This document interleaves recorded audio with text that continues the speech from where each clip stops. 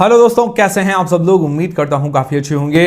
तो दोस्तों, ईरान ने स्ट्रेट ऑफ हॉर्मुज इंडिया के लिए तो खोल दिया है, बट फिर भी मार्केट के अंदर गिरावट है। उसके पीछे का कारण क्या है वो हम जानेंगे। और सीएमपीडीआई आईपीओ की लिस्टिंग है 30 मार्च को, मंडे को। तो उसकी लिस्टिंग डे पर स्ट्रैटेजी क्या होनी चाहिए वो हम जानेंगे इस वीडियो के अंदर। उसके अलावा आज 3 आईपीओ में अप्लाई करने के लिए आखिरी दिन था। सब्सक्रिप्शन कैसा मिला है, अलॉटमेंट स्टेटस, अलॉटमेंट चांसेस और लेटेस्ट ग्रे मार्केट का प्रीमियम, सारी चीज़ें जानेंगे इस वीडियो के अंदर। वीडियो शुरू करने से पहले टेलीग्राम, इंस्टाग्राम, व्हाट्सएप, फेसबुक सबकी लिंक आपको डिस्क्रिप्शन के अंदर मिल जाएगी। सबसे पहले दोस्तों, अगर मार्केट की बात करें तो आज मार्केट के अंदर भारी गिरावट देखने को मिली है। हालांकि स्ट्रेट ऑफ हॉर्मुज जो है इंडिया के लिए तो ओपन कर दिया है, बट फिर भी मुश्किलें जो है वो थमने का नाम नहीं ले रही। उसके पीछे का रीजन क्या है? Sensex, Nifty, bank Nifty, mid cap index, small cap index, सारे जो इंडेक्स है सभी में गिरावट है। चारों तरफ से हमला हो रहा है कि सब जगह गिरावट हो रही है। एफआईआईज भी लगातार सेल कर रहे हैं। तो आज जो गिरावट देखने को मिली सेंसेक्स निफ्टी के अंदर 2% से ऊपर, ये बहुत ज़्यादा होती है। 2% से ऊपर जो गिरावट है बहुत ही ज़्यादा है। इतनी ज़्यादा गिरावट अगर लगातार होती रहे तो लोगों के पोर्टफोलियो लाल क्या आधे से भी ज़्यादा गिर जाएंगे और जो कैपिटल है वो कुछ भी नहीं बचेगी। तो ऐसा होना नहीं चाहिए। और गिरावट हो क्यों रही है भाई? स्ट्रेट ऑफ हॉर्मुज तो खुल गया है। तो देखिए, मार्केट में जो वॉलेटिलिटी है, मैंने आपको पहले भी बताया, तो वो बनी रहेगी। इंडिया के लिए रिलीफ ये है कि जो एलपीजी है, पेट्रोल वगैरह, ये थोड़ा मिलता रहेगा। बट देखिए, थोड़े दाम भी बढ़ेंगे आने वाले टाइम में, हो सकता है, पॉसिबल है, ठीक है। बट वॉलेटिलिटी इसीलिए बनी रहेगी, जो क्रूड ऑयल के दाम है वो अप्स एंड डाउन ज़्यादा हो रहे हैं। क्रूड ऑयल के दाम से काफ़ी सारी चीज़ें डिपेंड करती है। हर चीज़ अभी देखिए क्रूड ऑयल से जुड़ी है। जो सप्लाई होती है ट्रकों से, तो ट्रक के अंदर डीजल, पेट्रोल ही जाता है। एरोप्लेन से कोई सप्लाई होता है, या एरोप्लेन से कोई हम यात्रा करते हैं, ट्रेन से यात्रा करते हैं, बस से यात्रा करते हैं, या कुछ भी हो, आना जाना, वो सब जुड़ा हुआ है डीजल, पेट्रोल से। तो ये चीज़ महंगी होगी तो हर चीज़ महंगी होगी। कोई सामान आएगा तो महंगा आएगा, आना जाना महंगा पड़ेगा, तो महंगाई बढ़ेगी। महंगाई के कारण क्या है कि वॉलेटिलिटी बहुत ज़्यादा रहती है, अस्थिरताएँ आती हैं। तो इस कारण क्या है कि गिरावट का कारण ये है। और जब तक ये थोड़ा युद्ध वाला शांत नहीं रहेगा चीज़, देखिए एक ही चीज़ तो इंडिया से आती नहीं है। इंडिया चलो वो एलपीजी, पेट्रोल वगैरह वो मंगवा लेगा, अपना थोड़ा बहुत पूर्ति कर लेगा। बहुत सारी चीज़ें बाहर से भी आती हैं इंडिया के लिए, तो वहाँ पर भी इंडिया को कुछ चीज़ें महंगी होगी, कुछ चीज़ें अभी बाधित हो रही है, आ नहीं रही है। युद्ध के कारण काफ़ी सारी चीज़ें रुकी हुई भी पड़ी है। तो ये सारी चीज़ें क्या है कि पूरा मार्केट को जो सप्लाई है या जो भी चेन बनी है उसको तोड़ता है। चेन जब टूटती है तो अनिश्चितताएं आती है, अनिश्चितताएं के कारण मार्केट थोड़ा अप्स एंड डाउन्स तो होता ही है। तो ये चीज़ें हैं मार्केट के गिरने के कारण। और मार्केट एक ही कंट्री पर जुड़ा हुआ नहीं है, बहुत सारी कंट्री, पूरे वर्ल्ड वाइड जुड़ा हुआ होता है मार्केट। इस कारण गिरावट हमें देखने को मिलती है। बाकी आज एफआईआईज ने 4300 करोड़ रुपए के आसपास की सेलिंग की है, बीआईआईज ने 3500 करोड़ रुपए के आसपास की बाइंग की है। एफआईआईज लगातार सेल कर रहे हैं, बड़ा चिंताजनक बात है। और अभी एक और अच्छी चीज़ ये आ गई कि भाई अभी इंडियन गवर्नमेंट ने या मोदी सरकार ने पेट्रोल और डीजल पर जो एक्साइज ड्यूटी होती है उसको काफी हद तक कम कर दिया है। जो पेट्रोल पर एक्साइज ड्यूटी लगती थी 13 रुपए, उसको अब 3 रुपए कर दिया है। डीजल पर जो लगती थी 10 रुपए, उसको 0 रुपए कर दिया है। उसका रीजन ये है कि भाई अब कंपनियां जो है, अभी जो भी कंपनियां हैं, आप समझ सकते हैं, इंडेन वगैरह है, एचपी है, ये सब क्या है कि दाम बढ़ाने वाले थे, क्योंकि उन पर भी बर्डन आ रहा है। क्योंकि आगे से जो तेल वगैरह जो भी सारी चीज़ें महंगी मिलती है तो उन पर भी बर्डन आएगा, तो ऑब्वियसली दाम बढ़ाएंगे। तो अभी क्या किया कि दाम कंपनी अभी ना बढ़ाए, थोड़ा क्या कि जो पब्लिक, आम जनता को रिलीफ के लिए एक्साइज ड्यूटी कम कर दी। गवर्नमेंट ने जो अपना टैक्स वगैरह वो कम कर दिया, ये अच्छी बात है। हालांकि ये कुछ दिन के लिए तो रोका गया कि भाई गवर्नमेंट की तरफ से, बट आने वाली टाइम में अगर सिचुएशन और ख़राब होती है तो मुझे लगता है कि पेट्रोल डीजल के दाम बढ़ते हुए भी देखने को मिल सकते हैं। हालांकि फ़िलहाल अभी 15-20 दिन, महीना भर ज़्यादा चिंता नहीं है। बट अगर ख़राब रहते हैं माहौल आगे आने वाले टाइम में, सप्लाई अगर बाधित ज़्यादा रहती है तो बढ़ने को भी देखने को मिल सकते हैं। ऑल इंडिया में बढ़ेंगे फिर दाम, ये पॉसिबल है। बाकी ये गवर्नमेंट की तरफ से अभी जो मूव है ये काफ़ी अच्छा है, ताकि क्या है कि डीजल पेट्रोल के दाम स्थिर रहें। बाकी कंट्रीज़ की तुलना करें तो काफ़ी कंट्रीज़ में जो दाम है वो बढ़ गए हैं, बट इंडिया में अभी तक स्थिर है, ये बहुत अच्छी बात है। अब दोस्तों एक और सवाल लोग पूछ रहे हैं कि जो एलोन मस्क की कंपनी है स्पेस एक्स, जिसका आईपीओ आने वाला है यूएसए के अंदर, क्या हम इंडिया में बैठ के उसके अंदर अप्लाई कर सकते हैं? तो देखिए, जनरली होता है कि पॉसिबल नहीं होता कि यूएस की कंपनी में हम डायरेक्ट आईपीओ में अप्लाई कर पाएँ। बट कभी कभार कुछ ऐसे ब्रोकर्स होते हैं जहाँ से हम जैसे यूएस स्टॉक्स वगैरह में इन्वेस्ट कर पाते हैं। तो कुछ ऐसे ब्रोकर्स हैं, वो कभी कभार हमें मौका देते हैं, या जो भी उनकी तरफ से कोई विंडो खुलती है तो कभी कभार मौका मिलता है कि उस आईपीओ में हम अप्लाई कर पाएँ।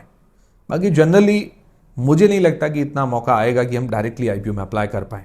हाँ, आप शेयर ले सकते हो लिस्ट होने के बाद, वो थोड़ा ईजी है प्रोसेस। आईपीओ वाला प्रोसेस थोड़ा सा मुझे लगता है लेंदी है, और जो यूएस के स्टॉक्स होते हैं वो थोड़े से महंगे भी होते हैं, इतना ज़्यादा सस्ता नहीं है इन्वेस्टमेंट करना यूएस वगैरह के अंदर, क्योंकि आपको नॉर्मली जो शेयर है 1 लाख 2 लाख 2.5 लाख सस्ते भी मिलेंगे, बट जो नॉर्मली अच्छे स्टॉक्स है वो इस भाव में मिलते हैं। तो लोग फ्रैक्शनली शेयर लेते हैं 1000-2000 के, ऐसा होता है। तो ये जो बाकी ब्रोकर्स जैसे आईएनडी बनी है, वेस्टेड है, इस तरह के कई सारे ब्रोकर्स हैं जहाँ से कभी कभार कोई विंडो खुलती है तो अलग चीज़ है। बाकी जनरली आईपीओ में अप्लाई करना थोड़ा मुश्किल है इंडिया से, ठीक है, यूएस के लिए। एक चीज़ मैंने आपको क्लियर कर दी, आप बाद में लिस्ट होने के बाद शेयर ले सकते हो, ये चीज़ क्लियर है। बाकी हाँ, अभी जो गवर्नमेंट ने या इंडिया ने अभी लॉन्च किया है गिफ्ट निफ्टी के साथ मिलकर NSE IX ग्लोबल एक्सेस, मतलब इंटरनेशनल एक्सचेंज, जहाँ से हम 30+ कंट्रीज़ के अंदर जो स्टॉक्स हैं उनको बाइंग कर सकते हैं, तो वो कर सकते हो आप वहाँ से। बाकी ये थोड़ा मुश्किल नज़र आ रहा है, तो ये चीज़ क्लियर है। अब दोस्तों बात करें CMPD आईपीओ, उसकी लिस्टिंग डे पर स्ट्रैटेजी क्या होनी चाहिए, इसको होल्ड करें या सेल करके एग्जिट हो जाना चाहिए। सबसे पहले जो इसकी लिस्टिंग है 30 मार्च मंडे को, मतलब सोमवार को ये लिस्ट होते हुए हमें देखने को मिलेगा। तो देखिए 172 रुपीज़ के अंदर तो हमें अलॉट हुआ है।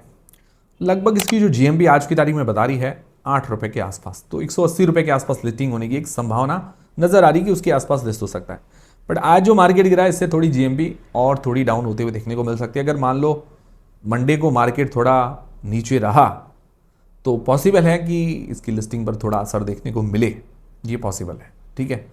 बाकी हाँ, कंपनी एक अच्छी मजबूत नज़र आ रही है, ज़्यादा इसके अंदर कोई कमियां नहीं है, इस कारण हो सकता है कि थोड़ा बहुत सपोर्ट मिल जाए, पॉजिटिव लिस्टिंग हो जाए, ठीक है।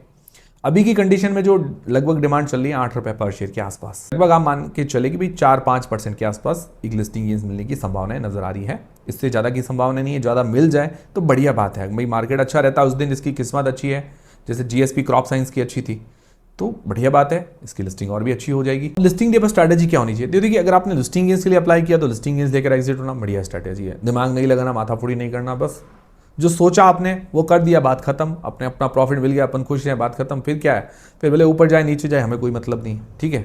तो ये तो अच्छी बात हो गई, बट फिर भी कोई किसी को लगता है कि कन्फ्यूजन आ रहा है कि भाई कंपनी तो अच्छी है यार, कोई कमी नहीं है, तो कुछ शेयर रख लूँ, तो कुछ शेयर रख लीजिए, क्या दिक्कत है। आपको लग रहा है कि भाई 10-20 शेयर रखने हैं तो लॉन्ग टर्म के लिए मुझे नहीं लगता कि इसके अंदर कोई ज़्यादा नेगेटिव्स कुछ नज़र नहीं आ रहे, अच्छी मजबूत कंपनी है। बाकी मेरी तरफ से कोई बाय सेल होल्ड सेल का रेकमेंडेशन नहीं है, जो भी डिसीजन बनाए अपनी रिस्क अपना एनालिसिस लगा के बनाए। फिर दोस्तों लॉन्ग टर्म के लिए जो लोग रखना चाहते हैं तो पॉजिटिव्स नेगेटिव्स देख लेते हैं। पॉजिटिव में ये कि देखिए एक पहला चीज, जो ये सेक्टर है ये क्या करती है, प्लानिंग वगैरह करके देती है, जो भी माइनिंग वगैरह जिसको करनी होती है, कोयला और खनिज वगैरह जो ज़मीन से निकालने होते हैं, तो वो सारा इंस्पेक्शन करके देना, उनकी प्लानिंग करके देना, तो ये करती है कंपनी, ठीक है। तो उस सेक्टर के अंदर 60% का मार्केट शेयर है इसके पास, लीडिंग कंपनी है अपने सेक्टर के अंदर, ये अच्छी बात है, सबसे बड़ा पॉजिटिव है। कंपनी फाइनेंशियली स्ट्रांग है, डेट फ्री है ऑलमोस्ट, ये बहुत अच्छी बात है। रेवेन्यू प्रॉफिट के अंदर साल ग्रोथ है, मार्जिन बढ़ रहे हैं, अच्छी बात है। ROE वगैरह बढ़िया है, वैल्यूएशंस भी अच्छी है। प्रमोटर की होल्डिंग आईपीओ से पहले भी अच्छी, आईपीओ के बाद भी अच्छी रहेगी, और ये मिनी रत्न कंपनी है, तो मतलब अच्छा टैग है इसके पास। बाकी अपना जो ये काम है अभी कोयले से रिलेटेड है, तो ये अभी बढ़ा रही है, और खनिज वगैरह के अंदर, सोलर वगैरह के अंदर जा रही है धीरे धीरे, मतलब अपना जो ये काम है उसको डाइवर्सिफाई कर रही है, अच्छी बात। नेगेटिव विशेष ऐसा मुझे कुछ लगा नहीं। हाँ, एक चीज़ है कि कोल इंडिया पर इसकी डिपेंडेंसी ज़्यादा है, क्योंकि कोल इंडिया की ही ये कंपनी है, उसके लिए ही बनाई गई थी, मेन तो ये चीज़ है। ओवरऑल बढ़िया है कंपनी, मतलब विशेष कोई रिस्क नहीं है, और देखा जाए तो लॉन्ग टर्म के लिए एक परफेक्ट कंपनी कहे तो ये परफेक्ट कंपनी नज़र आती है। कोई मतलब एक चीज़ है कि भाई ये क्या है, कोयले का इंस्पेक्शन वगैरह करती है। कोयला आने वाले टाइम में भाई कहा जा रहा है कि भाई आने वाले जो 30-40 सालों में नेट कार्बन इमिशन जीरो करना है, तो उसके लिए कोयले का यूज़ भी कम होगा, ठीक है।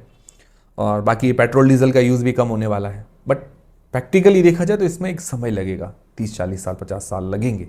इतना जल्दी ये इनका यूज़ ख़त्म होना वो पॉसिबल नहीं। जैसे अभी देखिए ईरान पर हमला हुआ, पेट्रोल डीजल की कैसे कमी हो गई, LPG की कमी हो गई, तो प्रैक्टिकली अभी पॉसिबल नहीं है इतना जल्दी अडॉप्ट करना, या वो टेक्नोलॉजी आई नहीं है, तो इसमें 30-40 साल लगेंगे।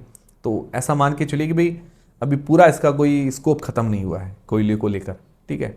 बाकी ये डाइवर्सिफाइड भी कर रहा है अपने सेक्टर को, तो भाई आने वाले समय तक तो अभी भाई 40 साल मत मान के चलिए, 10-20 साल तक के लिए तो मुझे नहीं लगता इस पर कोई दिक्कत आने वाली है, क्योंकि ये चीज़ें तो चलेगी। हाँ, बाकी आपको लगता है कि भाई देखिए अभी की कंडीशन ऐसी है कि भाई लिस्टिंग मिला, लेकर एग्जिट हो गए। बाद में देखेंगे इसको खरीदना नहीं खरीदना, 2-4 शेयर 10 शेयर रख लेते हैं अभी पोर्टफोलियो के अंदर, बाकी बाद में अपने को लगेगा तो थोड़ा ऐड कर लेंगे। वो स्ट्रेटजी आपको लगे तो वो भी आप अपना सकते हैं। पर्सनली मैं क्या करूँ, पर्सनली मुझे कि आज की कंडीशन कुछ लग रही है, मार्केट जैसे गिरावट बहुत ज़्यादा हो रही है, जैसे 2 दिन चढ़ता है तो 3 दिन गिरता है, और अभी वॉर वाली सिचुएशन भी है। तो मुझे लगता है जो कैपिटल है उसको बचाना ज़्यादा बढ़िया है। जैसे 400-500 हज़ार रुपये जो भी मिले अभी सेल कर दिया। अपने को लगता है कि अच्छा शेयर है, बाद में इसको ऐड करना तो 1-2 पोर्टफोलियो के अंदर रख दो, बाद में यादगिरी के लिए रहेगा कि भाई हाँ अभी ये शेयर अपने भाई अब मार्केट भी सही हो गया, अब लेने जैसा है, तब उस टाइम भी ले सकते हैं। ये भी स्ट्रैटेजी आप अपना सकते हैं। पर्सनली मैं यही करने की कोशिश करूँगा। बाकी मेरी तरफ से कोई बाय सेल का होल्ड सेल का रिकमेंडेशन नहीं है। जो भी आप डिसीजन बनाएं अपनी रिस्क अपना एनालिसिस लगा के बनाएं। और डाउट क्लियर हुआ है, जानकारी क्लियर हुई है तो वीडियो को लाइक जरूर करें और कमेंट करके मुझे जरूर बताएं। फिर दोस्तों आज 3 IPOs में अप्लाई करने के लिए आखिरी दिन था। फाइनल डे पर सब्सक्रिप्शन कैसा मिला है, अलॉटमेंट स्टेटस, अलॉटमेंट चांसेस और GMP वगैरह जान लेते हैं। 3 IPOs में से सबसे ज़्यादा जो सब्सक्रिप्शन मिला है या सबसे ज़्यादा रिस्पॉन्स जिसको मिला है, अमीर चंद जगदीश कुमार का IPO, जो aeroplane brand basmati rice manufacture करती है या बनाती है, तो उसको सबसे ज़्यादा सब्सक्रिप्शन मिला है। तो ये टोटल 3.23 गुना 3.23 टाइम्स टोटल सब्सक्राइब हुआ है। पहले दिन ये फुल्ली सब्सक्राइब हो गया था। और सबसे ज़्यादा जो सब्सक्राइब किया है NIIs ने, मतलब HNIs जिसको बोल सकते हैं, नॉन इंस्टीट्यूशनल इन्वेस्टर्स, उन्होंने 12 गुना के आसपास सब्सक्राइब किया है। QIB पोर्शन मतलब लगभग 1 गुना के आसपास सब्सक्राइब हो गया है। रिटेल पोर्शन 1.36 गुना के आसपास, टोटल 3.23 गुना। ओवरऑल बढ़िया सब्सक्रिप्शन है। आप में से किन किन लोगों ने अप्लाई किया मुझे कमेंट करके जरूर बताइएगा। अलॉटमेंट की चांसेस देखिए तो रिटेल कैटेगरी के अंदर लगभग ऑलमोस्ट सबको इसका अलॉटमेंट मिल जाएगा, लगभग ठीक है, 2-4% छोड़ दें, बाकी लगभग सबको इसका अलॉटमेंट मिल जाएगा। बिग HNI कैटेगरी के अंदर जो चांसेस है लगभग 35% के आसपास। स्मॉल HNI के अंदर 15 से लेकर 17% के बीच में चांसेस नजर आ रहे हैं। मतलब एक अंदाजन चांसेस बता रहा हूँ, फिक्स चीज नहीं है। बाकी इसका अलॉटमेंट स्टेटस 30 अप्रैल को K-Fintech की वेबसाइट पर हमें देखने को मिलेगा, और लगभग इसमें जो रिटेलर्स हैं उनको तो लगभग मिल ही जाएगा। GMP सिर्फ 1% के आसपास है, 3 रुपये पर शेयर, डिमांड काफी कम है। फिर दोस्तों जो पावरी का IPO है वो भी करते करते आखिरकार सब्सक्राइब हो गया, वो भी QIBs की बदौलत। अगर QIBs थोड़ा हिम्मत नहीं दिखाते तो मुझे लगता है ये अंडर सब्सक्राइब रह सकता था। 1.45 गुना 1.45 टाइम्स ये टोटल सब्सक्राइब हुआ है, जिसमें से QIBs ने 4.5 गुना के आसपास सब्सक्राइब किया है। बाकी NIS 0.4 टाइम्स और रिटेलर्स 0.15 टाइम्स, मतलब बहुत कम सब्सक्रिप्शन रिटेलर्स के द्वारा मिला है, और एम्प्लॉइज ने फुल्ली सब्सक्राइब कर दिया है। बहुत अच्छी बात है। आप में से किन किन लोगों ने अप्लाई किया कमेंट करके जरूर बताइएगा। पर्सनली मैंने अप्लाई नहीं किया, मुझे कंपनी काफ़ी अच्छी लगी, मजबूत लगी, बट अभी की सिचुएशन देखते हुए मैंने अभी थोड़ा इसको स्किप कर दिया। और इसके अंदर अलॉटमेंट तो सबको मिल ही जाएगा। अलॉटमेंट स्टेटस का लिंक इन टाइम मतलब MUFG की वेबसाइट 30 मार्च को, मंडे को। ग्रे मार्केट के अंदर कोई भी डिमांड वगैरह नहीं बता रही है। फिर दोस्तों साई पैरेंटरल IPO, ये भी करते करते मरते मरते सब्सक्राइब हो गया है 1 गुना के आसपास। QIBs ने 1.7 टाइम्स और NIIs ने 2.3 टाइम्स के आसपास सब्सक्राइब किया है। रिटेलर्स से 12% मतलब 0.12 टाइम्स टोटल सब्सक्राइब किया है। बहुत कम सब्सक्रिप्शन है। इसमें भी सबको अलॉटमेंट मिल ही जाएगा। इसका अलॉटमेंट स्टेटस बिग शेयर की वेबसाइट पर 30 मार्च मंडे को देखने को मिलेगा। GMP की बात करें तो ग्रे मार्केट के अंदर कोई भी डिमांड वगैरह नहीं बता रही है। तो ये थे दोस्तों सारे आज के अपडेट्स। उम्मीद करता हूँ हमारा वीडियो, हमारी जानकारी आपको पसंद आएगी, हेल्पफुल रहेगी। तो वीडियो को लाइक जरूर करें, चैनल को सब्सक्राइब कर ले। मिलते हैं दोस्तों अगले वीडियो के अंदर।